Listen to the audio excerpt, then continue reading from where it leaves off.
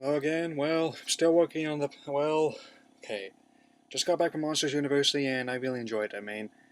And definitely consider a Pixar fan of me. Monsters Incorporated, it might not be my favorite Pixar movie, it might not be even in my top 5 favorite Pixar movies, but definitely, it was a very enjoyable movie and worthy equal to Monsters Incorporated.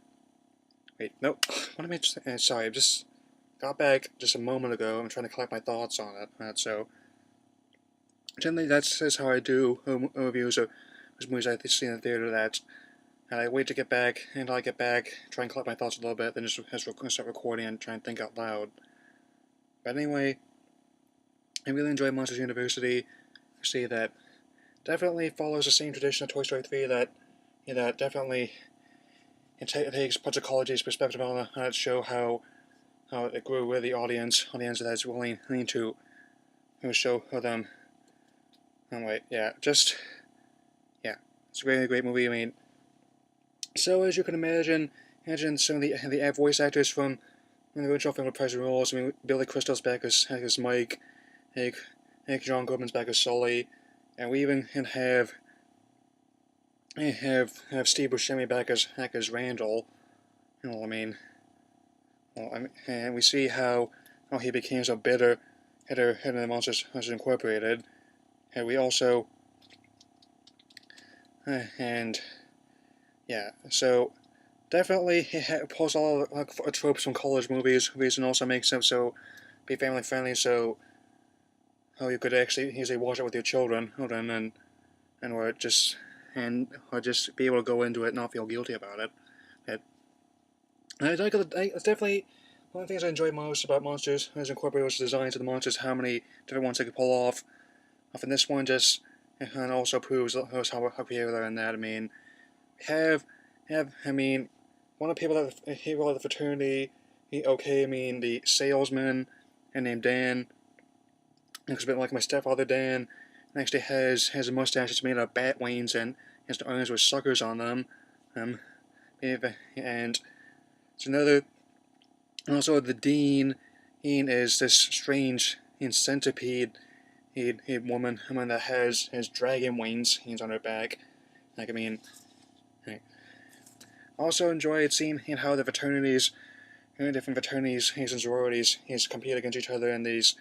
Yeah, big part of the movie that takes up about how 3/5 of the runtime is the scare games, and so we can see how good they can scare, and and I'm not going to spoil what happens in the last 20 minutes or so of the movie, but just say in for a surprise, and that gets every bit as frightening as some of the other things that have been in Pixar's movies just of late. I definitely enjoy how they can pull on things like off like this, and did similar things with Wall-E up in Toy Story 3, and I think Monsters University is more in that caliber than Cars 2 was. And I say that as a person that was in the minority that liked Cars 2. I made my decision and I stand by it. I also admit that I haven't seen Brave yet, but I've been meaning to. And also the Pixar short that was before it, the Blue Umbrella. I definitely enjoyed that one. I always like how, since Pixar started out making these type of shorts, they often make a tradition that they show one of them before other movies. I definitely enjoyed how they can do work with the visuals in these movies. Both in the short, how the lights, textures of water, and textures in this movie really showing a lot too. Who Sully's fur, definitely you can see it rendered hair by hair.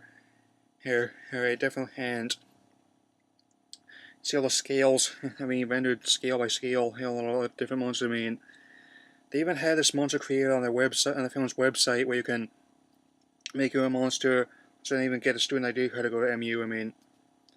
Also, I definitely enjoyed how the story deals with also being a failure in college, because that's definitely something every student is going to go through. It's stuff I went through when I first started college. I actually had to change schools before but I didn't really give up at all. Definitely, and morals definitely good as always. Is that I definitely will be looking for the next Pixar film. Finding Dory. I hope they do something similar to that when it comes out in 2015. But anyway, I'm gonna render my verdict. And it's going to give this movie a 3.5 stars out of 4. That definitely would recommend seeing it before it leaves theaters, and definitely would be a very good family film because I'm gonna have a cut and I'm gonna talk about some of the trailers I saw on this movie, which is something I don't do every movie I see, but it's something I'm experimenting with this year. Alright, so now trailers. Yes, first one I saw, which I think is the only movie I'm gonna recommend seeing, the only movie I plan on seeing before when it comes out is Despicable Me 2. It's sequel to the Surprise of 2010, and that one helped jumpstart Animation Entertainment, the new animation studio from Universal. So Despicable Me 2, it follows all the events of the group, based by Steve Carell, where there's no adopted daughters. There's Margot. Oh, wait, sorry, it's been a while since I've seen these Despicable Me's, but I kind of forgot their names, but I know Margot's name, I know one of them's Miranda Cosgrove, and I really hope that she can move on from iCarly, since I didn't really care for that show, but she's actually a very decent actress, and I hope she can make a good career out of it. But definitely, and she's going to be, and Gru is assigned to take on a new supervillain threat, and they actually has to be the hero. It's definitely a lot of good slaps of comedy on it. Definitely going to enjoy seeing more of the Minions. Minions is a lot more than this time, a lot more different ones, and they're very popular characters. That's personally I'd rather see Despicable Me 2 and the Lone Ranger, and personally betting on Despicable Me 2 since family audiences are definitely not to be in the collected of movies. Okay, and now I'm going to be going into another of my rants on the other trailers. Smurfs 2. See my Amy putting my hand on my face? That was a reaction I had when I saw the trailer. Every other moment made me do this. Amy face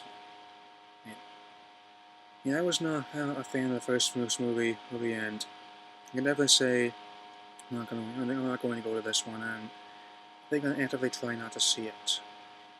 Definitely. So apparently, they seem to be doing something similar to the Alvin and Chipmunks movies, which are also really bad movies, by the way. Which they took relatively innocuous, relatively tame cartoon, and they actually made a lot more vulgar. Made a lot more. See what Smurfs do to me? What Smurfs do to me? They reduce me to stammering. Just does this. Apparently, Gargamel's new plans is going to make some sort of knockoff Smurfs. They're trying to sway Smurfette and some crap like that. But I just don't really. The jokes have gotten a lot more grosser trailers and indication that why have you done this? Smurfs cartoon is actually not that bad from what I saw of it, even though I haven't seen very much of it, but the first movie was just horrible, and definitely going to encourage people not to see the Smurfs 2. If you have to take a children, don't go see Smurfs 2, and if you have to take a children to a movie, don't take them to Smurfs 2. Take them to Monsters University, take them to Despicable Me 2,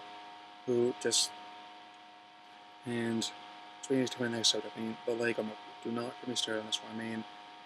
I like Lego. Definitely stand for him as one of the best toys that's ever been invented.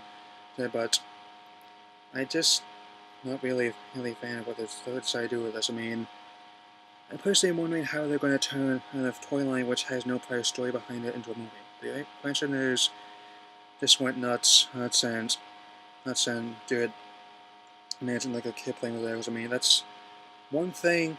I understand it's experience every child must go through at some point, but to put that into a movie, I understand the risk is admirable, but why? Don't you remember Battleship? That was the last time you had to turn a boy game into a movie that had no story to it. That's what I called it. Was a complete bomb. And definitely a classic example of how not to adapt between them. I mean, so you can say what you will about Transformers movies, but at least they actually had story behind them, and they weren't player adaptations. Yes, I mean, they actually had mythology to draw from at some point. I know they did. The decisions Michael Bay made, have not always been accepted, but even definitely an understatement, in fact. But at least there was an attempt, to create a story out of it, and that's actually just not. It's just not. It just had no words to tell me. I think everybody I've talked to about this lately has been surprised as I am. That's exactly what you happen when you just try and throw a bunch of actors as millions of dollars a movie and try to make a story out of nothing. That's just can't be done. Okay, last trailer, Planes. I may have said I'm in the minority that liked Cars 2, but I actually am not sure how to react to Planes. I understand that aviation is quite a common subject in movies, but apparently this was going to be straight to DVD, but then they decided, hey, we could put this in theaters, make even more money. Which I think I'd definitely say that Planes would have to be in Monsters University's exact opposite of that. Not apparently it's about a crop duster who wants to be a racing plane, but definitely seems very peculiar. I mean that that's the best way I can talk with it. The situation is definitely off. Just yeah. Anyway, hey, those are that's a trailer talk. And so I gotta get to work on the Pokemon Transformers Prime reviews this week. And I have a Teen Titans Go for review for the last episode recorded, so I just need to upload that. I'm all caught up. May already be a little bit of time you see this though. And and also I know Beware the Batman's coming this month. I think it's on the 20th, but I'm not sure. So anyway, that's all I have to say. Leave comments below. Tell me what you thought of this movie, and I will see you later.